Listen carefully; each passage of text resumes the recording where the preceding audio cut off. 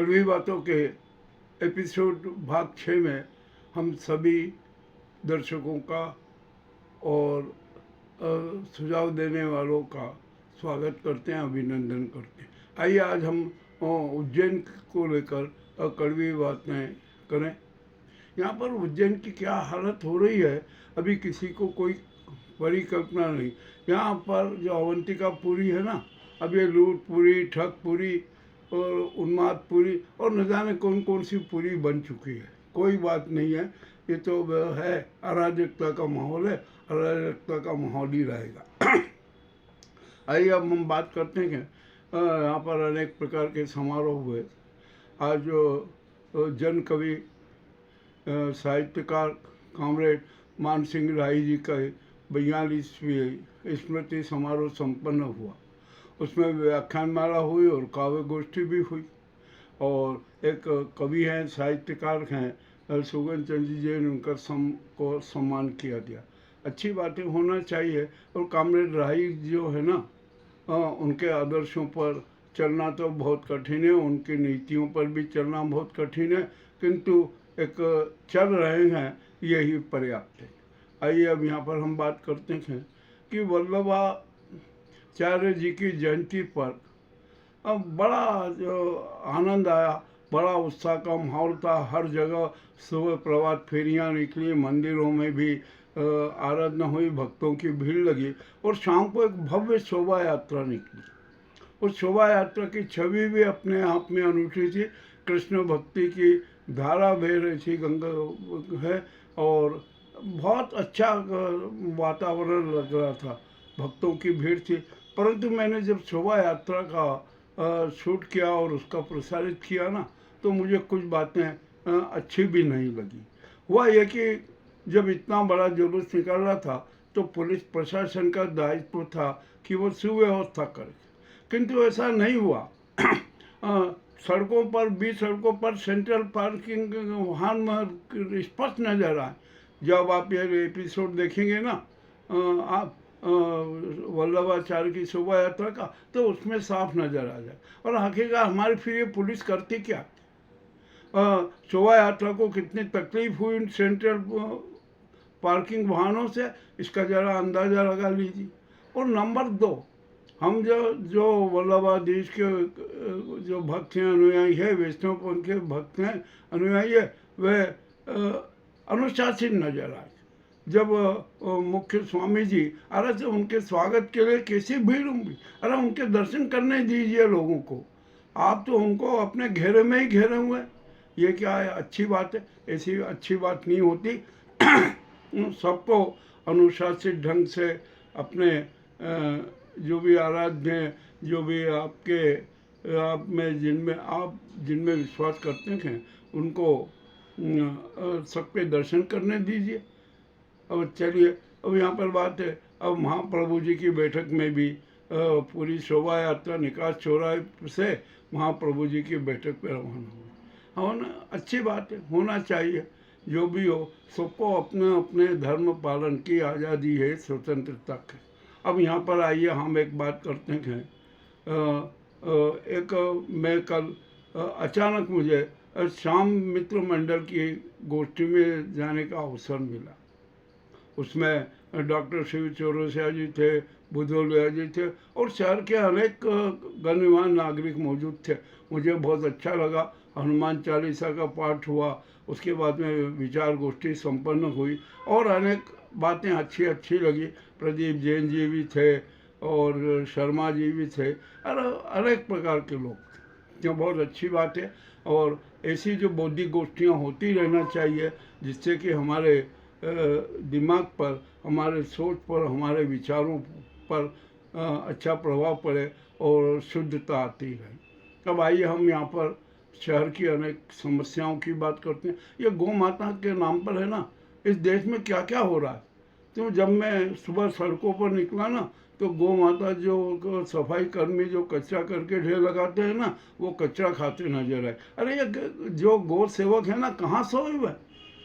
सिर्फ क्या गौ माता के नाम पर, गौशाला के नाम पर धर लेना और अपना आर्थिक स्वास्थ्य उत्तम करना, क्या ये गौ सेवा है?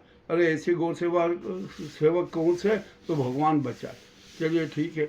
अब ये उज्जैन की जो स्वस्थ है ना सफाई व्यवस्था तो पूरी ध्वस्त है, या कुछ कहने की जरूरत नहीं। ये नर्क निगम है ना, शहर को पूरा नर्क ही बनाना चाहता है। ठीक है। और टाटा ने भी जो खुदाई कर दी है, सड़कें कितनी खुदाई में अस्त व्यस्त हैं जिसकी कोई सीमा नहीं। सब है जनता के साथ, तो जितनी भी लापरवाही है करना है सब कर लीजिए। ये जनता है ना, जिस दिन मैदान में आ गई ना, उसकी आंखें खुल गई ना, उस दिन किसी की खैर नहीं है। चलिए भाई, हम शहर की पेयजल की बात करते हैं। अभी फिर रोजाना घोषणाएं आ रही है कि अब 939 करोड़ का ट्रीटमेंट प्लांट बनाएंगे और ये करेंगे। अरे क्षिप्रा पहले तो भैया एक है ना प्रदूषित पानी की डबरी है, और जो उसका जो सतत प्रवाहमान और पावनता तो समाप्त हो चुकी है। अब तुम जो प्रदूषित पानी की डबरी है ना, उसके नाम पर कितनी राजनीति करो। पेयजल संकट गहरा रहा है, कितना संकट हो गया है कि हद से ज़्यादा। इस समस्या का सही समाधान क्या है, ये किसी के पास में नहीं है। हम तो स्पष्ट कहते हैं, और हमने तो समाधान प्रस्तुत किया, उस समाधान पर कोई लागू करने को तैयार नहीं। अब आज फिर मैं कह रहा हूँ कि केंद्र सरकार, मध्य प्रदेश सरकार और स्थानीय प्रशासन गंभीर डैम का दूसरा चरण तुरंत पूर्ण करने की कार्रवाई करे। और यदि गंभीर डैम का दूसरा चरण पूर्ण हो गया ना, तो उज्जैन की पेयजल समस्या 200 वर्षों तक के लिए खत्म हो जाएगी। आप चाहे जितने संघर्ष करवाइए, कितने करोड़ लोगों का आएंगे, पानी की आपूर्ति होगी, परंतु नहीं, गंभीर डैम पे दूसरे चरण की कोई बात नहीं कर रहा है। यहाँ तो सिर्फ वो 2 बांध बना दो, ये कर दो, ये कर दो, वो ला दो, इसकी बात सुन, क्योंकि सब में मोटा माल कमीशन के रूप में मिलना है सबको। तो ये तो हालत है हमारे उज्जैन की। अब यहाँ पर उज्जैन में अब क्या कहें हम, यहाँ पर यह तो गुंडावाद है, उन्मादवाद है, सब वाद चरम पर हैं।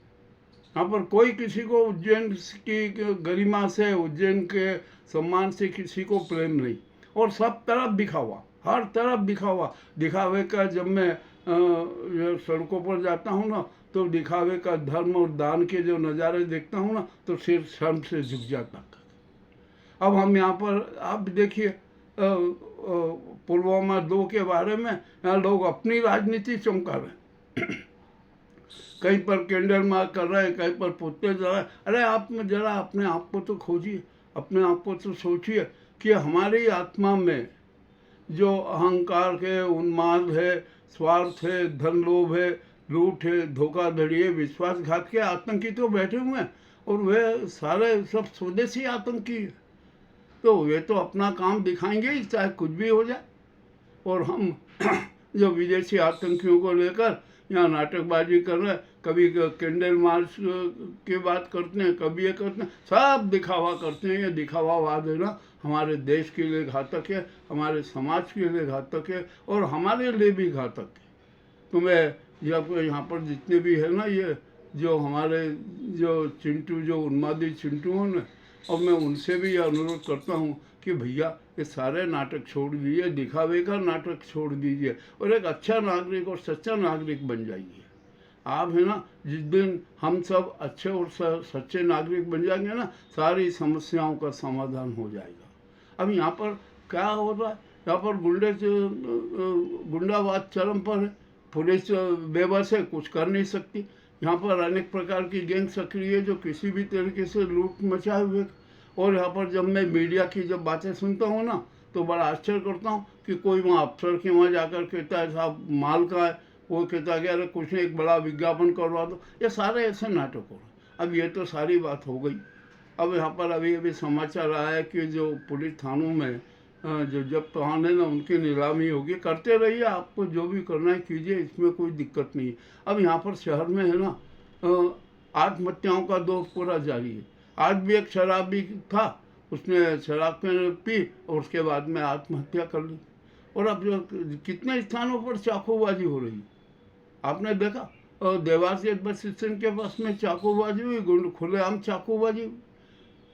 और क्या नाटक हो रहा है। हाँ, यहाँ पर क्या ये पुलिस को कुछ पता नहीं कि कौन गुंडा और गुंडा तत्व है, कौन क्या है। और आरटीओ ने भी नाटक किया बसों के चेकिंग का, और उसमें शायद 52,000 रुपये का जुर्माना भी वसूला। अरे आप ये नाटक क्यों कर रहे हो? हमें पता है कि, आपको भी पता है कि कौन क्या है, कौन क्या कर रहा है। अरे आरटीओ महोदय, आप पे सारे हकीकत, आपका जो पूरे डीएनए का मुझे संज्ञान है। हम जिस दिन चाहिए ना उस दिन आपका ये जो डीएनए जनता के सामने रख देंगे, कोई चिंता नहीं है हमें, हम हर तरह का बात कर सकते। अब यहाँ पर आइए, हम ये जो गुंडागर्दी हो रही है ना, इसको समाप्त करें। और सबसे बड़ी अहम समस्या तो हमारे सामाजिकता समाप्त हो रही है। हर परिवार टूट रहा है, परिवार में भी विद्वेष भावना है। परिवार, पिता बाप की हत्या कर रहा है, बाप बेटे की हत्या कर रहा है, जमीन के लिए विवाद हो रहा है। अरे क्या नाटक है, हमारी सामाजिकता कहाँ चली गई? कैसे ये उज्जैन होगा? क्या हम इस उज्जैन को अब आध्यात्मिक नगरी कह सकते हैं? हम तो इसको कहते हैं कि यह है ना आतंकपुरी बन गया। हर प्रकार के आतंक यहाँ पर जारी है। गुंडों की विशेष गैंग है ना, यहाँ पर कितनी वसूली करते हैं उसका सरगना कौन है, जरा पुलिस पता तो लगाए। नहीं, अभी यहाँ पर पुलवामा 2 की घटना को लेकर पुलिस ने, प्रशासन ने चेकिंग अभियान चालू किया। अरे यहाँ पर कौन चेकिंग, कौन आतंकवादी आएगा? हम तो सब तो अपने आप में आतंकवादी बने हुए हैं। पुलिस किस किस को चेक करेगी, कहाँ कहाँ चेक करेगी? महाकाल मंदिर में कौन धनखोरी कर रहा है ये किसको पता?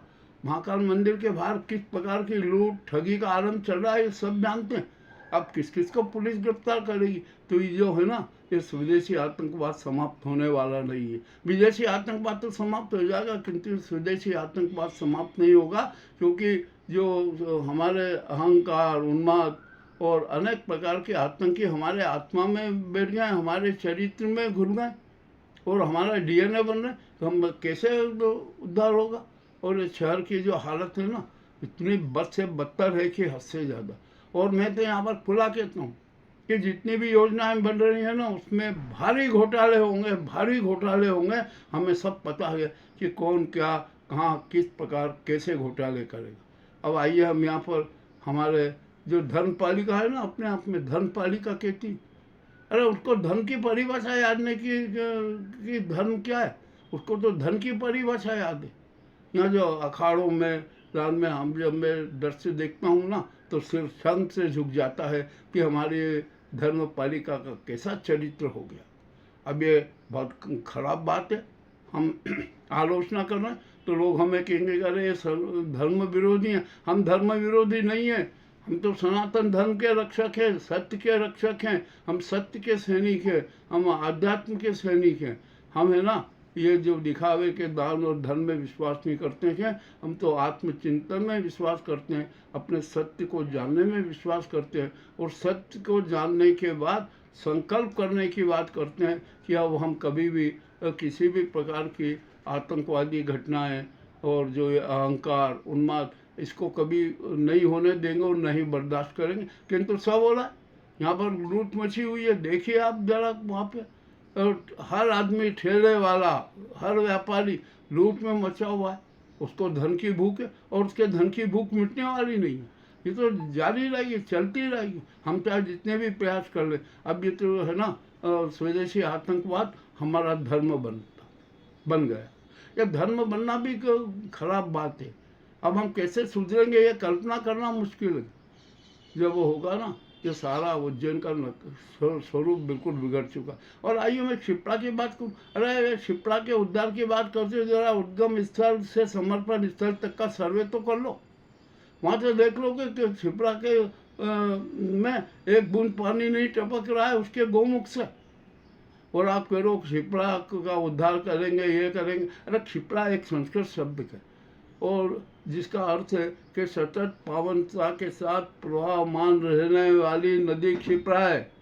और ये तो यहाँ का है, आपने तो प्रदूषित पानी की डबरी के लिए इतना सारा नाटक करो। तो हमने जो सुझाव दिया है ना कि गंभीर डैम का दूसरा चरण तुरंत पूरा कीजिए, तुरंत इस बात पर ध्यान दीजिए। और जो उद्गम स्तर पर जो गौमुख है ना, वो चौक हो गया, उस चौक को खोले और उसके साथ में 4-5 नए गौमुख बनाइए। पानी क्षिप्रा के उस पर पानी की अथाह वो भरमार है। क्षिप्रा प्रवाहमान होती रहेगी। और क्षिप्रा की घाटी की लंबाई देख लीजिए कि कितनी उसकी किलोमीटर की घाटी है, और जो उसकी क्या घाटी है ना, क्षिप्रा की घाटी, उसमें कितने पक्के निर्माण हैं, कितने अतिक्रमण हो रहे हैं, कितने नाले मिल रहे हैं, इन सबका अध्ययन कर लीजिए।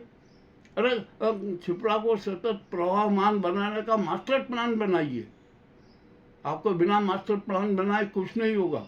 और क्षिप्रा को पूरे की पूरी उद्गम स्थल से लेकर समर्पण स्थल तक शुद्ध करना पड़ेगा, उसके साथ न्याय करना पड़ेगा। अब यहाँ पर हम बात करते हैं, हमारे जितने तालाब हैं ना, सब तालाब सूख रहे, उनमें पानी की कमी आ रही, तो इन सारे जितने तालाब हैं ना, एक दूसरे को लिंक कर दीजिए। ये योजना बनाइए जिससे पूरा रहे, हर तालाब में पानी भरा है, परंतु ऐसा कोई नहीं कर रहा। नई नई योजनाएं ला रहे ताकि अच्छा कमीशन मिलता रहे और हमारा सबकी है ना आर्थिक स्थिति और आर्थिक स्वास्थ्य उत्तम होता रहे। ये उज्जैन की कड़ी कड़ी बातें मैंने प्रस्तुत की है। निश्चय ही कुछ लोगों को, अनेक लोगों को बुरा लगेगा, अधिकांश लोगों को बुरा लगेगा। तो बुरा लगे, सच कहना हमारी आदत है, हम तो सच कहेंगे और सच सबके सामने प्रस्तुत करते रहेंगे। आज के इस कड़वे समाचार के एपिसोड क्रमांक 6 में हमने जो बातें कही है उस पर हर नागरिक गंभीरता से चिंतन करे, सरकार चिंतन करे, हमारे जो नेता हैं ना ये सब चिंतन करें, और जो हम नागरिक हैं ना खुद भी चिंतन करें कि हम क्या कर रहे हैं, हमें क्या करना चाहिए। आइए मेरा अंत में एक ही कहना है कि हम सब सुसभ्य और कल्याणकारी और शहर के विकासवादी नागरिक बने। बहुत बहुत धन्यवाद।